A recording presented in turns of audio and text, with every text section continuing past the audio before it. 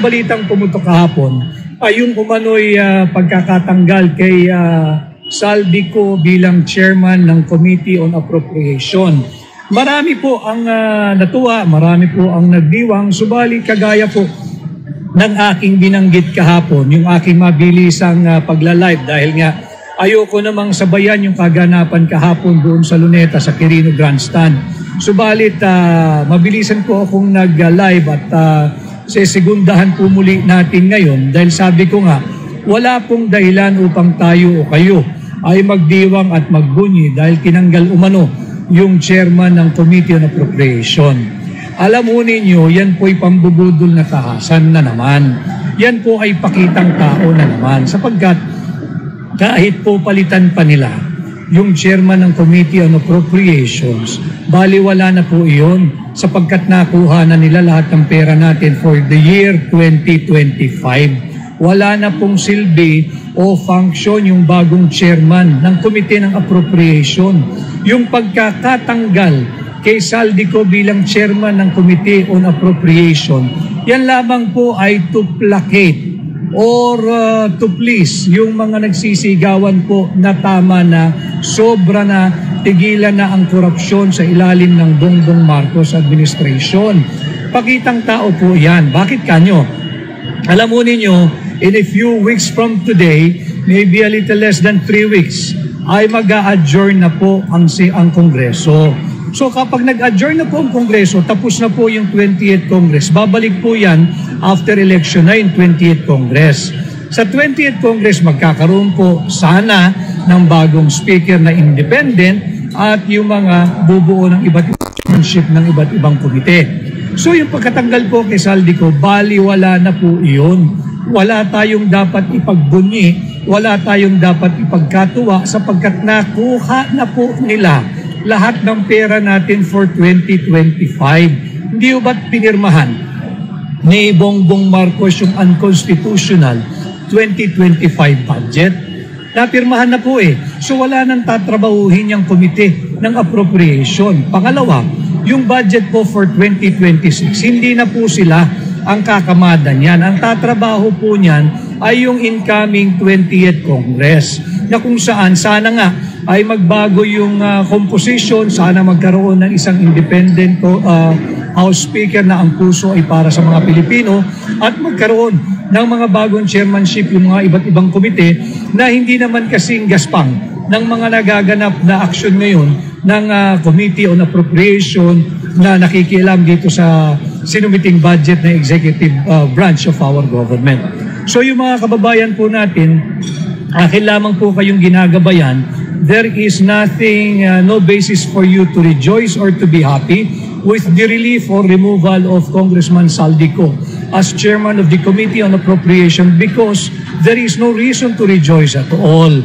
Tapos na po yung unconstitutional 2025 budget. Nakuha na po lahat ng pera natin, linagak po nila yan, linagay po nila yan at inilagak doon sa tinatawag na unprogrammed appropriation. Doon po nila tinatago.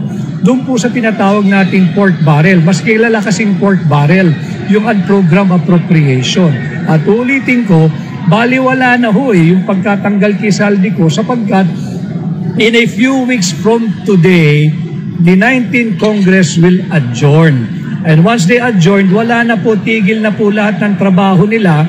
Babalik na po sila sa kanilang distrito at magiging busy na rin sa pangangampanya for re-election. Yan po ang katotohanan. So yung kahapon pong naganap sa Kongreso, isa na namang tahasan at harapang pangbubudol sa ilalim ng Marcos administration. At alam naman natin, bahagi ang chairman ng Committee on Appropriation sa napakalaking problema ng korupsyon sa ating bansa. Subalit, kung meron man dapat magbibitiw, dapat yan, hindi ba, yung House Speaker? Umalis na siya riyan at hindi na siya nararapat maging House Speaker sapagkat pinagsasamantalahan niya ang sambayan ng Pilipino. Pangalawa, higit sa House Speaker, kung meron man dapat sigurong magbitiw at bumaba sa pwesto, walang iba kundi ang Pangulo ng Republika ng Pilipinas. Sapagkat kitang-kita natin, watak-watak ng bansa. dahil sa korupsyon na kanyang hinahayaan at kinukonsinti dito sa kanyang mga elitistang politiko na nakapaligid sa kanya. So si Saldico, okay din yan na mag-resign siya. Subalit more than the chairman of the Committee on Appropriation, ang dapat sanang mag-resign ay yung Pangulo at yung House Speaker, yung magpinsan. Hindi naman ho makakagulat yan sapagkat mismo yung Prime Minister ng Canada nga ay nag-resign. So hindi rin naman siguro malayo maganap yan sa ating bansa kung talaga namang may pagmamahal pa sa Pilipino ang namumuno ngayon ng ating bansa upang matigil na itong talamak at walang katapusan, walang puknat na korupsyong nagaganap araw-araw. Tatandaan ho ninyo last year 1.4 billion pesos per day ang kanilang ginugugol for flood control programs. 1.4 billion. Napakahirap pong sukatin ng 1.4 billion kung talagang ginagamit at nagagamit sa tama at sa flood control program. Umulan lang ho ng kaunti, bumabaha So saan napupunta yung 1.4 billion pesos nating mga Pilipino? Ito ho yung kailangan nating pinag-uusapan.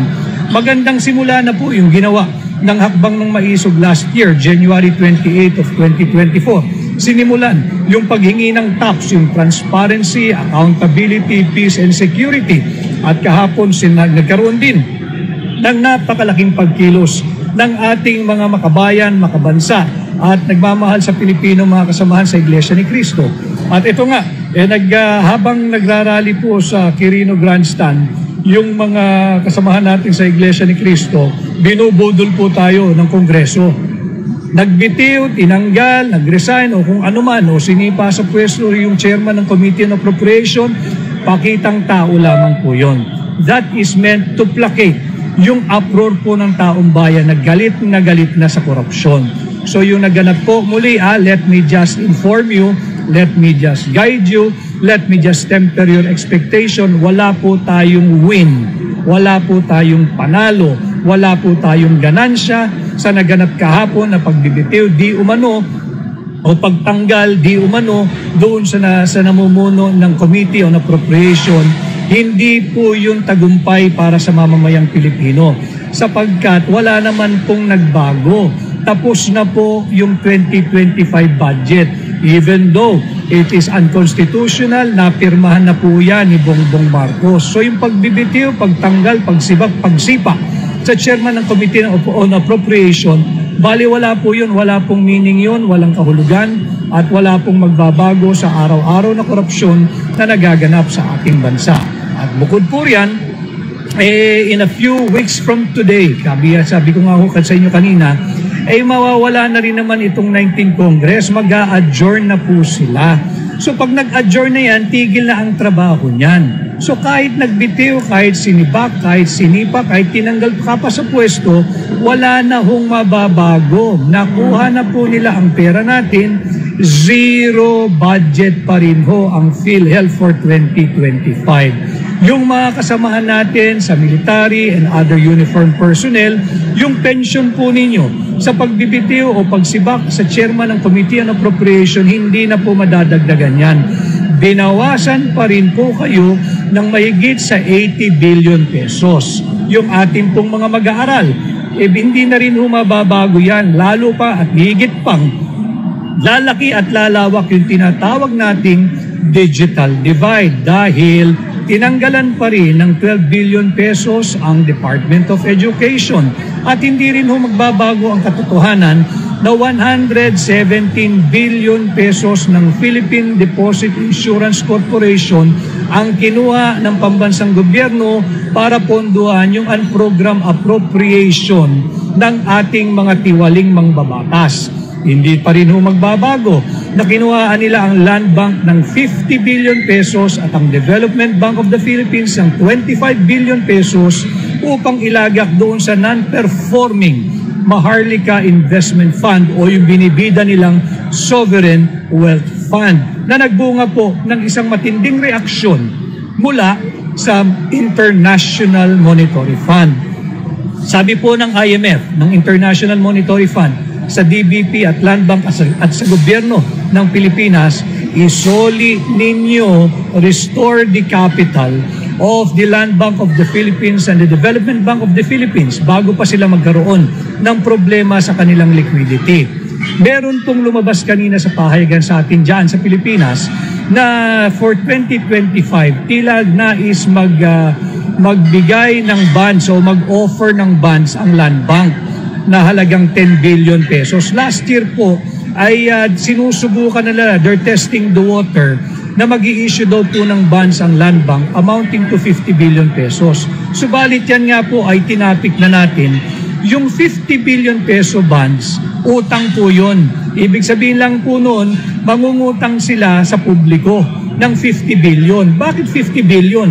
Kasi nga ho, ibabalik nila yung 50 billion na kinuha ng administrasyon ni Bongbong Marcos para ilagak diyan sa Maharlika Investment Fund na hindi naman ho talagang gumagana at kumikita ng pera para sa mamamayang Pilipino. In short, alam nila na hindi tama yung ginawa nilang pagkuha ng 50 billion So kinuha nila yung 50 billion, linagak sa international money, linagay sa Maharlika Investment Fund. Ngayon naman ay mag-o-offer daw sila ng bonds.